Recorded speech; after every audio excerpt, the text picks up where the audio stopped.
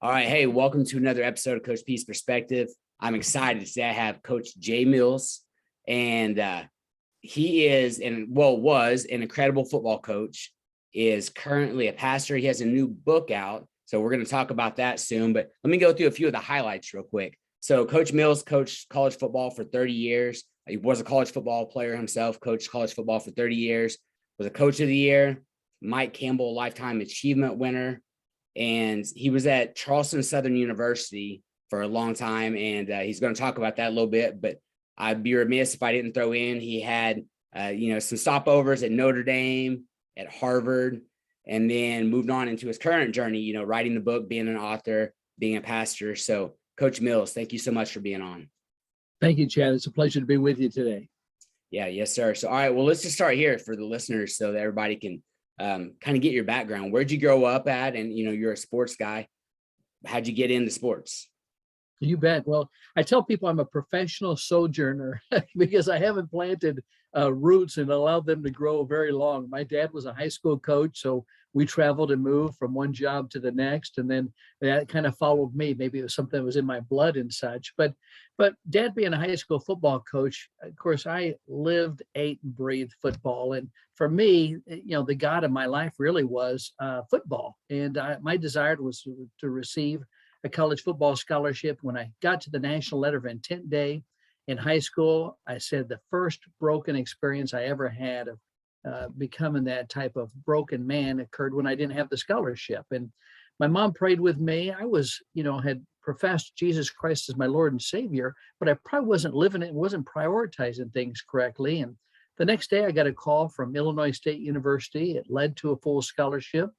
And then, be careful. One of the things I learned at an early age was that my dream became a nightmare. I had a horrible college football experience. They changed coaching staffs. A lot of things changed at that time. And so I wanted to get about as far away from college football as I could get. And lo and behold, God had different plans and a different journey. So the funny thing was the day after I gave up the scholarship, I get a call from a local high school coach that wanted to talk to me about being an offensive coordinator for his team. And this was before Blackaby and King ever wrote Experiencing God, but already I was seeing markers.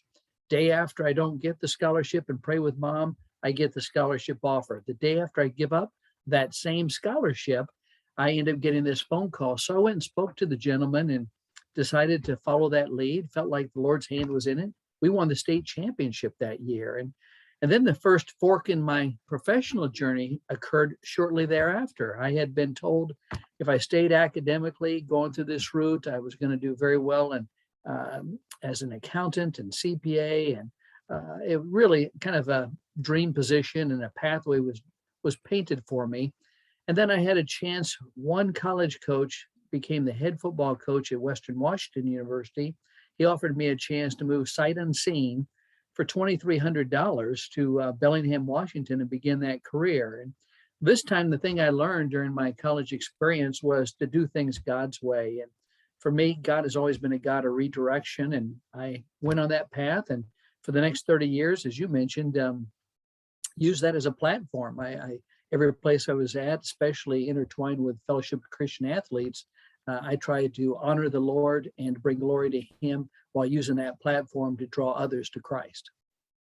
Yeah, that's it's an amazing journey. And it's pretty cool how, whenever you're in the midst of those things, you don't realize it, hindsight's 2020, but we look back and you can see God's hand in it and how he's guided you and directed you. And all right. So before we move on from coaching, I want to talk about that a little bit, because being a coach, I got to pick your brain. I got to get some of your wisdom. But tell me about some of the places that you got to coach at, maybe some of the incredible guys you got to coach with. Sure. Well, not in particular order. Paul Hansen at Western Washington University, strong Christ follower. And I learned so much from him, the X's and O's of the game, but I also learned how to do things the right way from him. And I'm always indebted to him. And I was at Boise State University shortly after the blue turf arrived for 6 years. I was at Harvard for 7 years, and I tell people it would have been longer had I tried to get a degree from there, I'm sure. But and then at Notre Dame. At Notre Dame, I was very fortunate to be under Lou Holtz for a period of time as he kicked off his tenure there. And learned an awful a lot from him, stuff that I still apply to this day, and which is what I really kind of implement in some of my writing and such, is coaching points, and how coaching is really a metaphor for discipleship, a leadership model, and a transferable skill set. And so I use those things not only in coaching, and when I became a head coach at a Division I FCS school, of course, I used a lot of those things, but I use it today in ministry still. Yeah. And I don't want to jump too far ahead into the book yet, but what are some of the things, like whenever you were an assistant coach for those guys, then you become a head coach, what were some of, I guess, just a few of like the pillars that you would use with your teams, with your athletes? And, most of the great coaches I know, they take these things that are going to help their athletes achieve, right, and to be the best version of themselves, but they almost always apply way beyond the football field or way beyond the rest of the match, right? So they apply in the classroom, they apply in life. What were some of those pillars that you all would use? Sure, you bet. Well, Coach Holtz had a number of them, and I followed him around for that year that I was with him with a notepad and a pen in hand or a micro cassette recorder. And I tell people, if he would have turned too quickly, he probably would have tripped over me, because I was like a shadow and a sponge to take everything in. And there's a number of things, some of the things that he broke things down so simply into philosophy, such as there's only 3 solutions to any problem, he used to say. 1 is you change it, 2 is you live with it, and 3 is you separate yourself from it.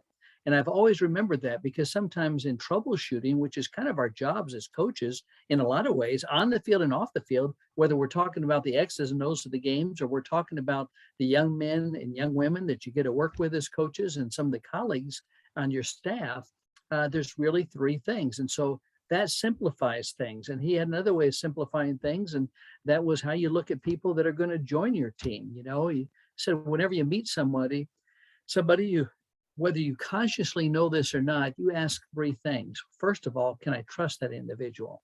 Whether it's player, coach, husband, wife, employer, employee, if a relationship's not founded on trust, it's not going to last. Second, is that person committed? And we all believe we're committed, but we don't know that until the rubber hits the road. And that's when you know when somebody's committed on that. So we need people that are committed, and we need to be these types of people. And the third thing was caring. Does this person care for me? Does this person love me? Now, I've kind of extended that into love and respect, which comes from Ephesians 5:33. But the greater the love and respect amongst the team, the greater the team. And so those scenarios, those are the character traits that we try to instill as coaches. Those are the things that we look for to embody the people that we invite onto our team. And those are the things that we want to display to others as well. So those are just a few scenarios. I could go on with many others. One last one I'll give you is, we really focused at Notre Dame with Coach Holtz on excellence. It was, winning is a byproduct of excellence, and you don't just turn it on and turn it off like a light switch. It's something that's got to encompass everything that you do. It's something that's a biblical concept as well, too, a principle. So when I became a head football coach, I very seldom talked about winning. I talked about excellence and striving for excellence. And I really believe with a whole person development concept that I applied, physically, mentally, emotionally, spiritually, that if we strive for excellence in those areas and help people get to those points where they want to be really, then the byproduct of that is winning games. Yeah. If you study some of the greatest coaches out there, and, some of them are Christians, some of them maybe not, but if you study some of the greatest coaches out there, they rarely talk about winning. I'm sure some do, but a lot don't, right? They understand, like you said, if you do X, Y, and Z, then you put yourself in a position to possibly get the greatest outcome. You can't control the outcome. You can't control the winning, the victories, the national championships. But when you do these things along the way, you put yourself in a really good position, So that's incredible that you were saying that, and what wisdom from Coach Holtz, of course, who's an absolute legend. And then you're able to take and utilize those things. So, all right. Yes, sir. Go ahead. No, I said absolutely. And I was very fortunate. And I got something from each person too. I think one of the things about being a coach is coaches are coachable. And we must always remain coachable. And it's a coach is another name for a disciple. A disciple is, in Greek, is described as a learner. So disciple equals learner, coach equals learner. Sometimes we're going back and forth between those roles of coach and being coached at the same point in time, but we're always trying to excel. At 1 Thessalonians 4:1 in the NASB version, it says, now, brethren, it basically talks about that as we need to continue to excel still more. So it's not where we're at, but where we continue to go. And as coaches, that's our job, to help people get from where they are to where they'd like to be. Yeah, which is one of my favorite definitions of a coach. That's a great one. Yeah, and you said that as Christians, it's a biblical principle, excellence. And so I always mean, do your work unto the Lord, not as unto man. So whenever we are going to do our work for God, why wouldn't we want to be the absolute best we could be? Why wouldn't we want to create a platform that we can shine a light on him? So sometimes it's gotten much better, but sometimes you look at, let's say like a Christian movie, a Christian sports movie, a few years back, and of course they didn't have great budgets a lot of times, but they weren't done real well. They weren't done excellent. So you watch it like, it's a pretty good movie, but it's kind of cheesy, But these days we seem to be getting more and more excellence amongst, Christian sports movies, Christian music, those type of things are coming up to that standard of excellence, which rivals what we would see maybe in what we'd call like a secular circle, with secular movies or, so, which I think is awesome. I think as Christ followers, we should always be striving for excellence. Absolutely. And the other thing is one of the things that motivates me is, we all want success. I mean, everyone wants success. We're all going to have failure, but what we don't want is regret. To me, that's a motivator for me personally. Is regret is knowing you could have done something different, you could have done something better, and you chose not to do so. That's what keeps you awake at night. All coaches know we're not going to win every game, but at least when your head hits the pillow, if you know that you spent yourself in a worthy manner to prepare yourself, prepare your coaches, prepare your team, and come up short, it hurts a little bit less. But I think that echoes in the same way, in the same aspect as excellence as well. Yeah, absolutely. Yeah, great points. All right. So, you finish your coaching career. What led you into ministry after you got done coaching? Yeah, it was another interesting journey. And I said, God has always been a God of redirection. And to Proverbs 16:9, to a man belong the plans of the heart, but the Lord determines his steps. And so I almost want to say at times, there I was minding my own business when all of a sudden, boom, that stirring occurs. And I'd like to think that's because I'm seeking. I always felt like, Psalms 37:4 says, delight yourself in the Lord and he will give you the desires of your heart. Erroneously, I used to think, well, that meant Lord was going to stake me. Here's what I want to do. Here's my ambition. And if I walk with him, then he's going to give me that. But no, what the verse is really talking about is when we seek after him, he'll be the one that puts those desires in our heart. It says in Philippians 2:13, it is God who works in you to will and to act according to his purpose. So at the end of the 2012 football season, I was moving on, getting ready to go towards 2013.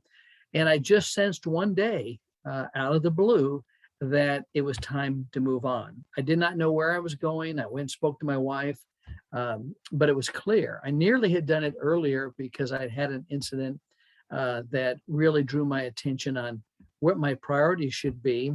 But God really transformed and prepared me to move on. And like Abraham, I did not know what I was going to do. I just knew it was time to move on. So I told the athletic director. He was surprised because I told him the next couple of years at Charleston Southern are going to be the best years the school's ever had in football. And they ended up being that way.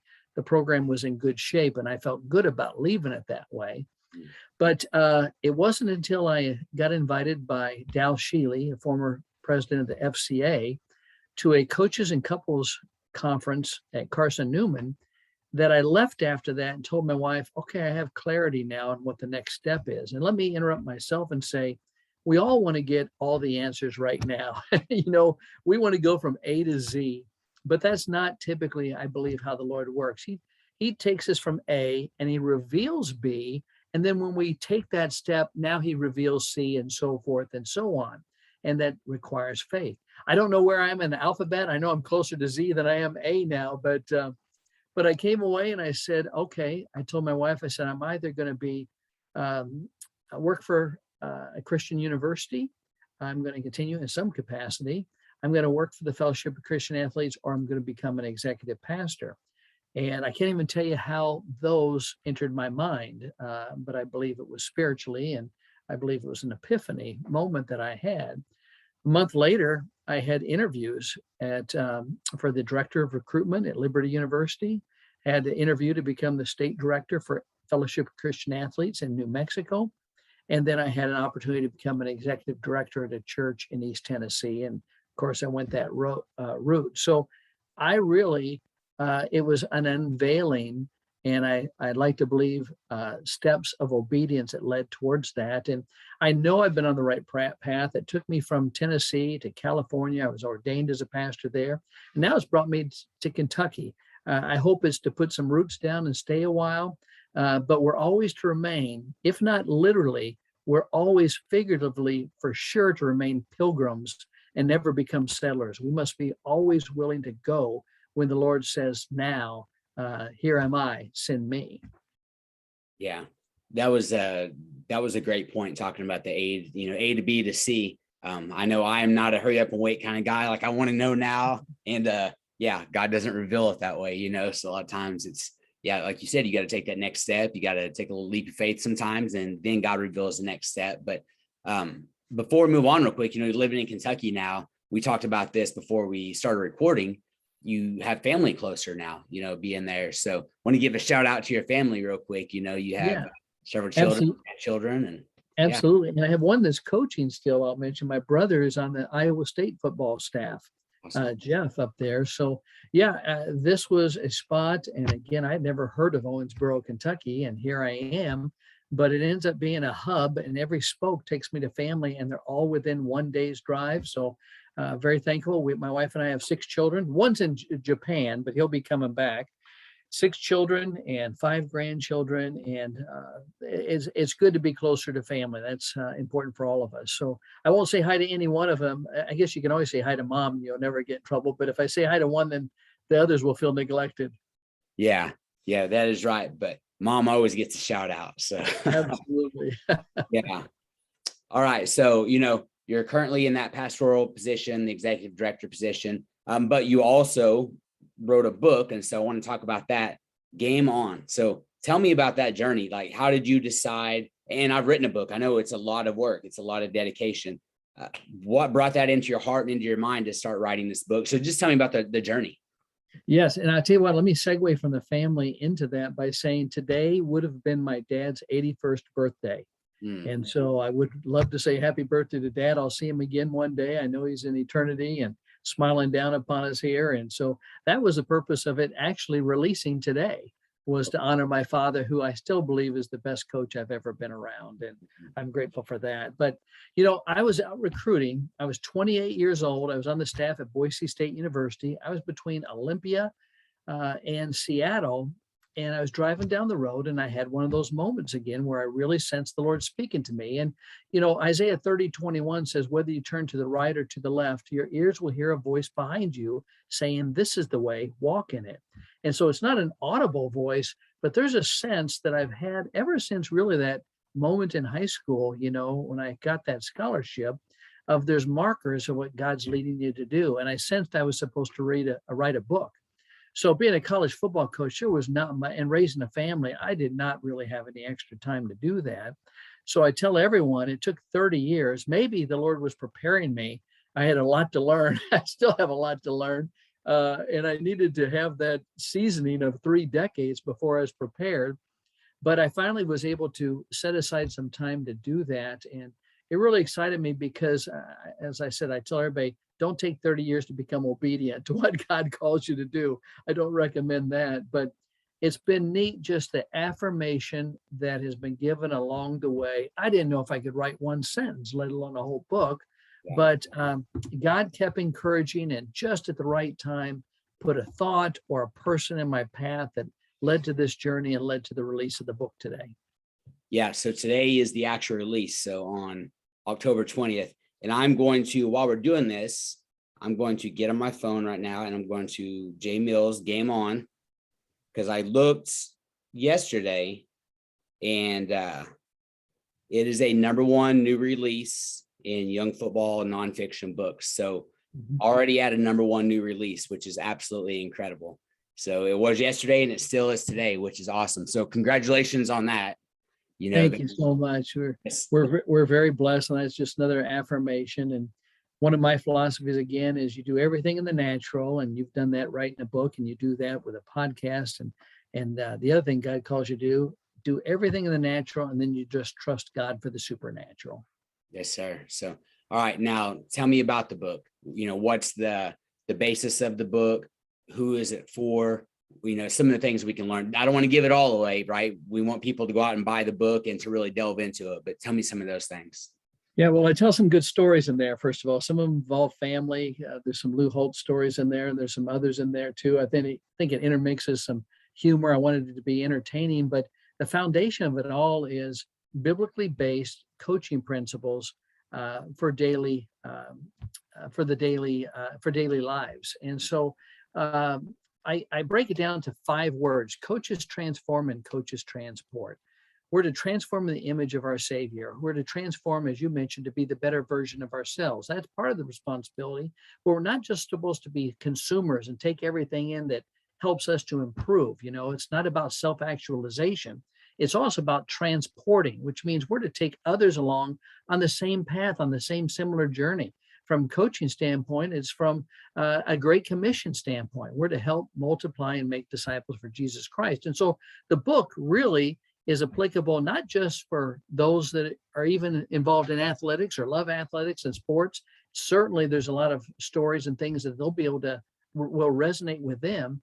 But I really believe it's for really anywhere from a college age to an adult, all individuals, male and female, because it helps people transform and transport to become coaches for Christ. And so that parallel that I used earlier, that disciples are coaches. I believe coaches are modern day disciples. It's a term that's interchangeable. And so it helps people by building a game plan of, again, how to get people and yourself from where you are to where you'd like to be.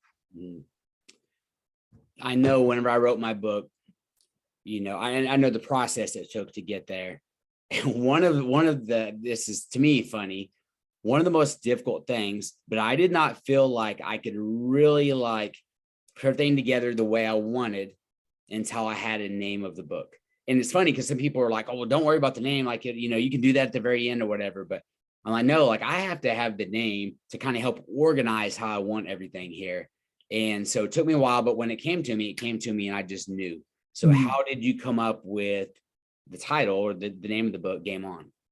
Well, it's funny because mine was almost the opposite approach. I thought I had the name of the book because, again, I was going to incorporate, for a biblical worldview, incorporate coaching principles. A lot of the things, like you heard me say earlier, that I learned from Lou Holtz, and so many of them are biblically based. There's so many things in scripture that are business, best business practices, all these things. It can help a person in their personal life. It can help them in their professional life.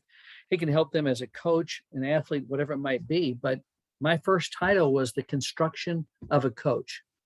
And my metaphors had more to deal with construction type metaphors, foundations and framing and those types of things. Then it became The Making of a Christian Coach. And so that's what I thought it was going to, and it stuck with that for a long time. But the confusion that occurred is people thought it was either a autobiography, as I kind of went to my, group that would kind of look at some of the things and give me some feedback, or they thought that it was about, coaching, meaning athletic coaching. And it was more than that. I did not want it to be narrowed because, like I said, it's really male and female, and it's really athletic minded, and those that are basically just looking to improve and becoming disciples and looking for structure of what they can do to hopefully be more successful in life. Like I said earlier, coaching is a metaphor for discipleship, a leadership model, and a transferable skill set. And that's what I try to move on. So when I got to Game On, I was working with my agent, and I don't know, wrestled back and forth with what to come up with the book. And the Game On, when it clicked and I mentioned to him, he loved it.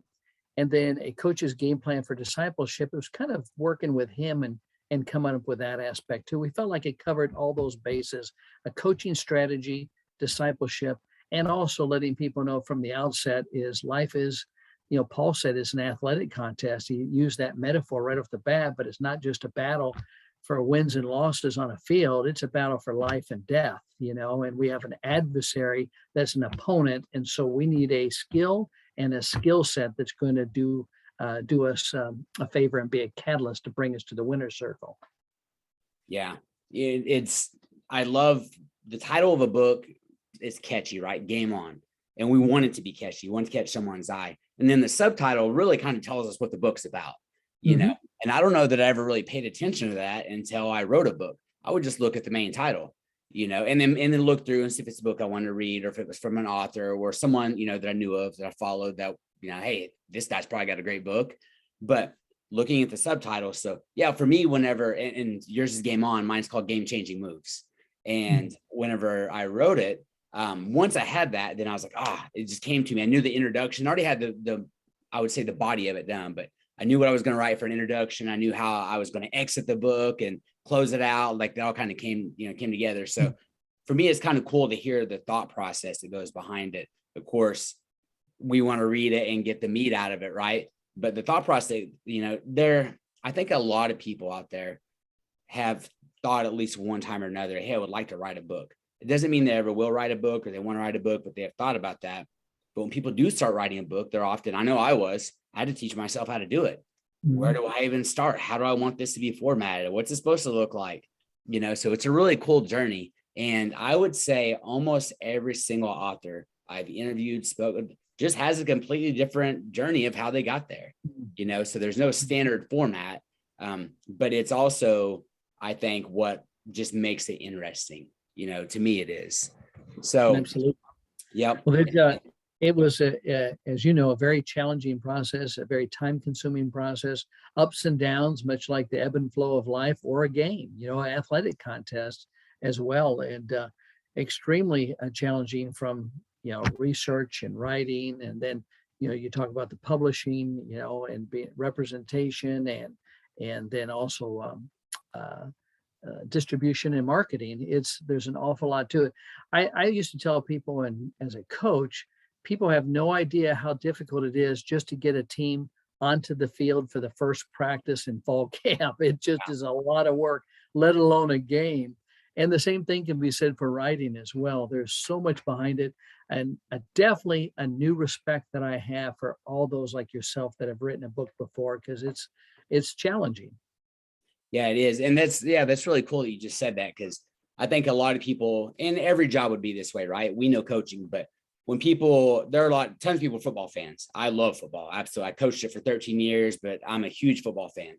And whenever we watch a football game on TV, or we get to go to a football game, we see the product that goes out there. We don't see what went into that. And so if people haven't been in the coaching world, they don't understand the amount of organization, the amount of paperwork that you have to do. Things like, I would say, one of the toughest parts for me of football, and of course at the college level, you guys maybe have equipment managers and stuff, but when you're coaching younger guys, just the equipment checkout, So there's a lot that goes into it. So, and then like you said with the book, and I was actually going to ask you that. So just briefly with the book, what was probably your favorite part of writing it? And what was maybe, and let's start with this, what was maybe the most difficult part? And then what was your favorite part? The most difficult part was the rewrite that I did with a content editor. I had rewritten it a couple times, and when I connected with him, he did an outstanding job. His name is James Watkins, and but there was just a moment where I had not just a writer's block. I mean, it was a blockade, I think, for a moment. And one of the neat things is my wife put Romans 12:11 and 12 in a little note card on our desk. Never be lacking in zeal, but keep your spiritual fervor serving the Lord. Be joyful in hope, patient in affliction, faithful in prayer. And that was on that desk. And then there was a breakthrough. And when that broke through, then it just went so well. But there was that moment, where again, the rubber met the road. And then when it broke through, I knew that I was on the right path. And that was just a defining moment in the whole process. And I felt really good from that on. And then it just clicked, after that. And, remaining coachable to him as he was kind of helping through that process. And there was a number of positive things. One of my favorite moments was one section that I wrote.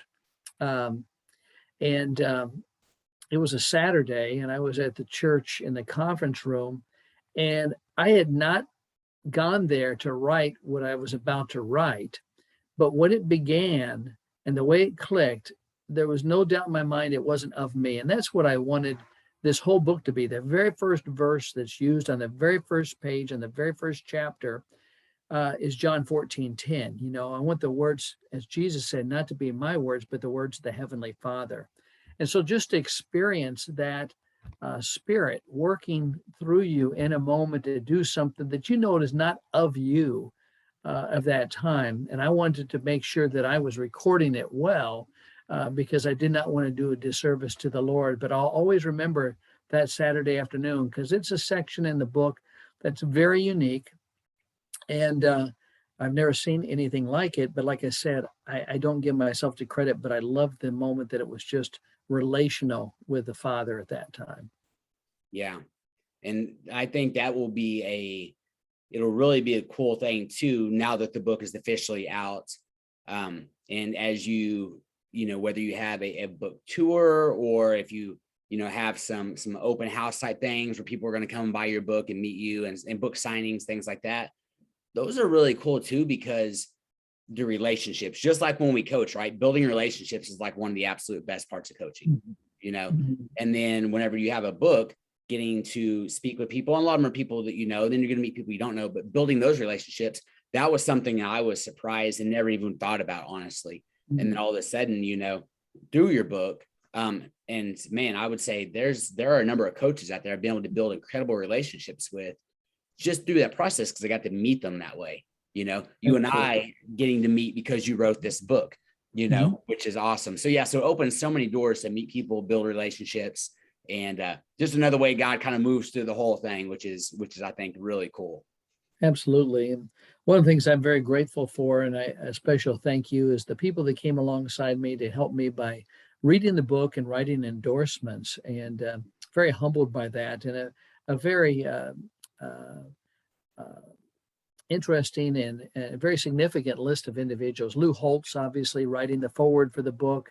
I've emailed back and forth with him the last few days and just very touched that he would take time out of his busy schedule and participate in that. And then, Dabble Sweeney, others that are coaches, I'll mention, first of all, Jim Caldwell, former head coach of the Indianapolis Colts and Detroit Lions. And I'm just very appreciative for them. And then people that I've met on this journey in vocational ministry, Dr. Jeff Orsch, the president of Gateway Seminary, provided one. Les Parrott, New York Times #1 bestselling author. Les Parrott has really been helpful and appreciative, and so many others too that have been that come alongside. Mitch Barnhart, athletic director at Kentucky. He's been on the board with K-Love and also with Athletes in Action. He's been on their board. And so I'm just very grateful for those relationships. And like you said, like yourself, people that I met like you, I've met some others very recently, and kind of the whole connection we have and that spirit that connects us together.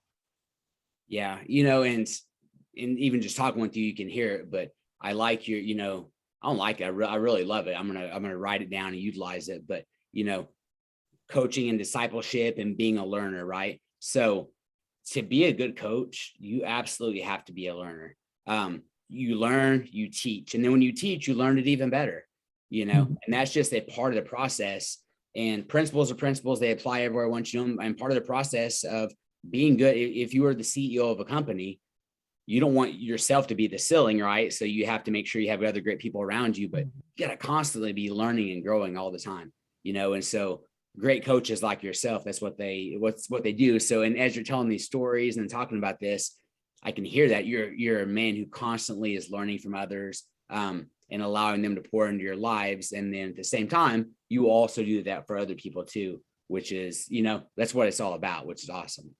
Absolutely. We stand on the shoulders of those that came before us, and we have a responsibility to pass it on to those that are going to stand on our shoulders as well, too, to leave things better than we found them, to use our time wisely. We never know that, tomorrow's not promised. This may be the end of us tonight, we just never know. And so for me, it's, you can slip into athletic metaphors very quickly, but I'm doing my best as you are to get across the goal line and to bring others along as well, because life is a team sport, and that's one of the things we learn, 1 Corinthians 12, the body of Christ and those types of things. And so, we're all in this together, and it is life is a competitive sport, but we're alongside better than we are, and we should never be isolated. And this journey and this opportunity, writing a book, being on podcasts that you have, is just an excellent opportunity for us to continue to help each other and help those that follow us. Yes, sir. So, all right. Well, I'm going to kind of throw out some quick hitter questions to you, and just expound upon these as much as you want. All right. Okay. So the first one is, and it's probably going to be immediate family, but I want you to tell me a couple of names and why. Who's on your speed dial? Okay, well, obviously my wife first and foremost, because I get in trouble if I said anything otherwise. When we moved here, I told people, I said, she got to choose where we live because she also got to choose who lived there. So I made sure that that's number one. The other ones, I would say, Paul Hansen, that individual that was the head football coach at Western Washington. He was only there one spring practice. This is a good reminder for us also. We don't know how long some of our associations are going to last. They may be brief, they may be extended, but each one of them is a divine appointment that's so important. He was only there for spring practice in my sophomore year, and he made such an impression on me that when he offered me that opportunity to go to Western Washington University, sight unseen, $2,300, married, my wife pregnant, all those things, I jumped in the car and went. And he's been a friend ever since then and such. But, it was only a few weeks that we were together, but he made an impact on me for the rest of my life. So he's been a mentor. My brother would be another one, Jeff, at Iowa State University, because we've shared so many things growing up. We tried to kill each other. And then as we became more mature as adults, we could understand the coaching profession and, of course, the Christian life journey too. So those are a few of the ones that stand out to me. Awesome. All right. I believe God has put within each of us, a gift, or multiple gifts, abilities, a sort of genius. So not being humble, what is your genius? What are some of the gifts and passions that God has really put in you?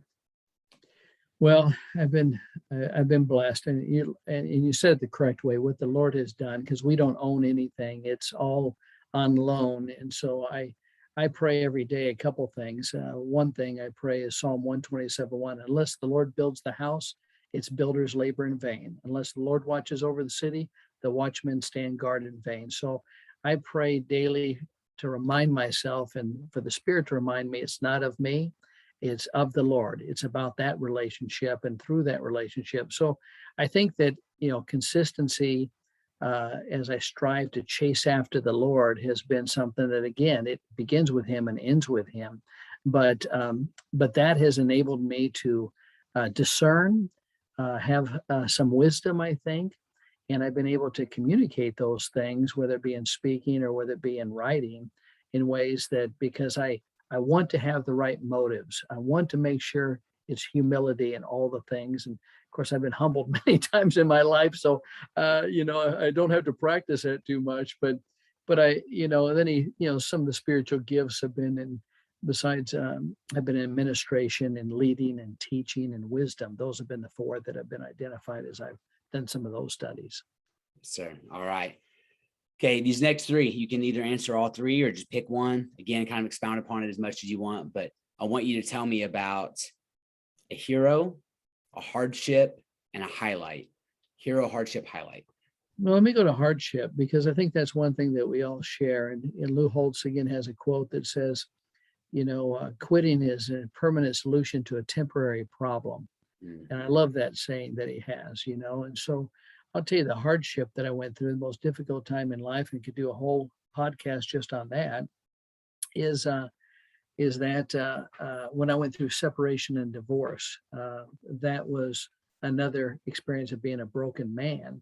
And for 4 months, I probably slept about an hour and a half a night.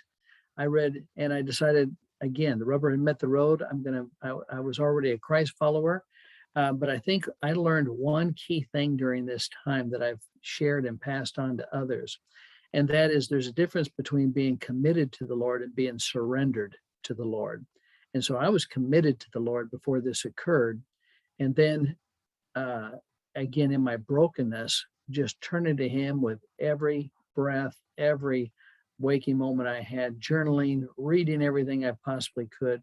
The Lord took me and accelerated my healing process and did some amazing things in my personal life and professional life, I believe, because it wasn't perfect by any shape or form, but I was faithful during that time. And he took me to one study in particular that was really significant. And this one study I had, basically, he said, the question that I read, it was an old FCA devotional. I mean, it might have been 50 years old or something of that nature. And I had never read this before, but I was running out of materials to read it. So what I ended up doing was, it asked the question, said, what are the foundations or the four corners of a Christian life?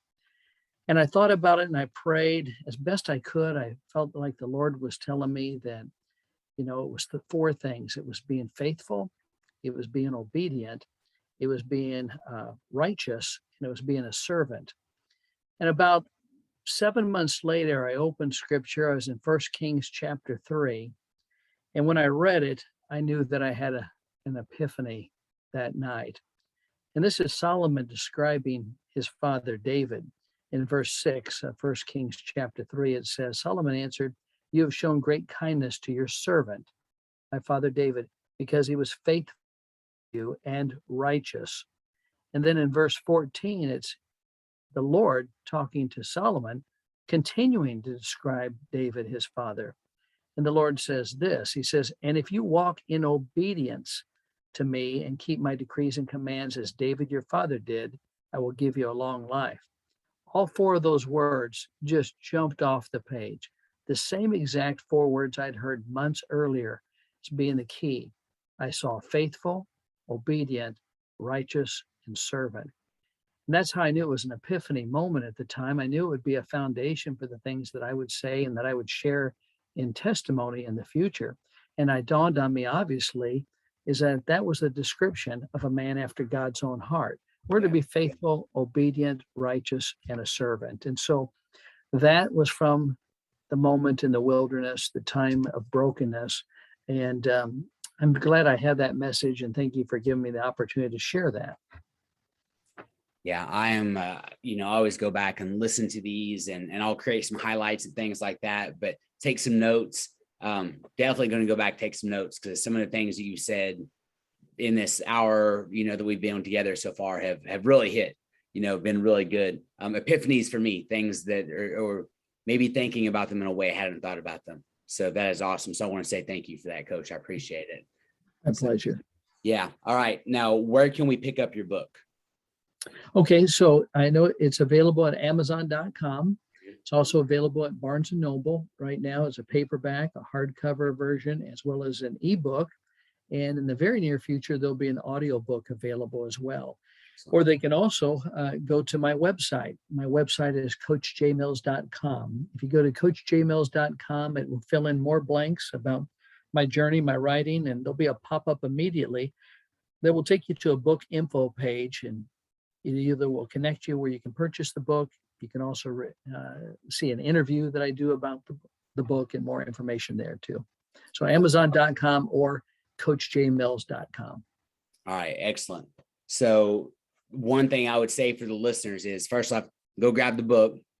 And then secondly, once you read the book, and this really helps, because, well, for a couple of reasons, but marketing wise, it helps, but jump back on after you read it and give it a 5-star review and let people know what you thought and what it's about. as an author, it's incredible to see that. It's humbling, when you see that, but also we want more people to know about it, right? So the more people that get on and get 5-star reviews and write about it, the more this is pushed out there, the more. So it's not only you doing marketing, but those who buy the book help that way as well, Absolutely. So, yeah. Absolutely. That's huge. And that is, you're right. That's something I've learned is, getting 100 of those posted reviews, it takes you to a certain level. It kind of helps use those algorithms that Amazon has to, to push, which, society as a whole doesn't want to push, which is faith-based books. So that's very helpful. No question about it. Yes, sir. Absolutely. So, and then I will put those links. I'll put links to your book in our show notes. So those listening, you can jump right on there and you can, click on the link, pick up the book that way. Coach, where can we can get on and see on your website, coachjmills.com, where can we follow you on social media? Yes. Well, let me mention one thing right off the bat. I do have free resources that I send out each month as well. I do a newsletter that's called Coaching Points.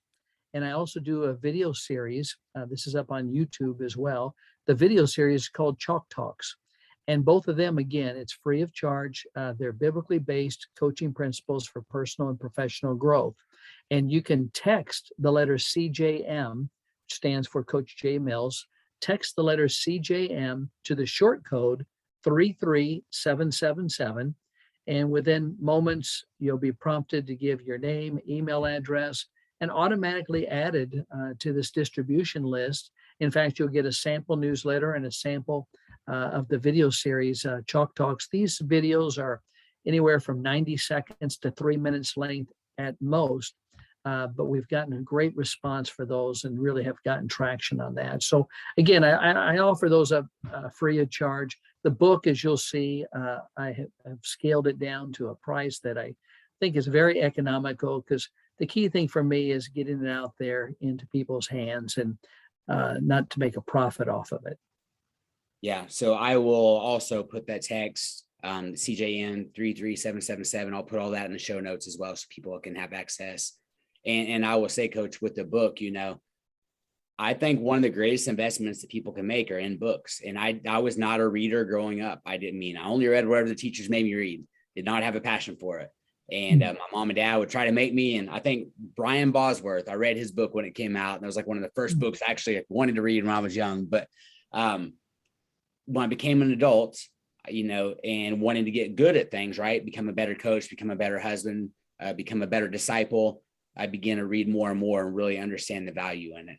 And so there aren't many investments that we can gain more from in totality than books.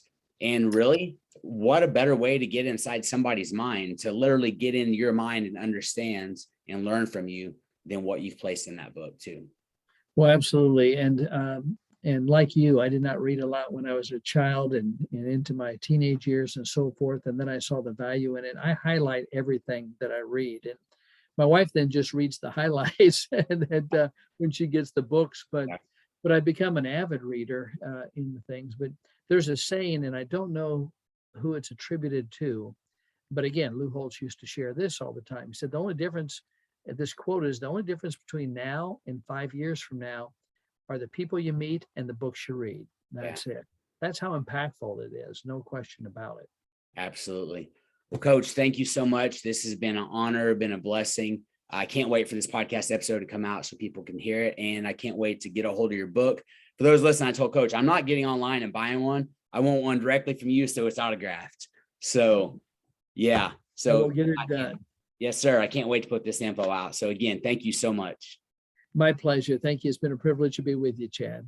Yes, sir. All right, everybody. This has been another episode of Coach P's Perspective. May God bless you, smile upon you, give you peace. Until next time, we're out.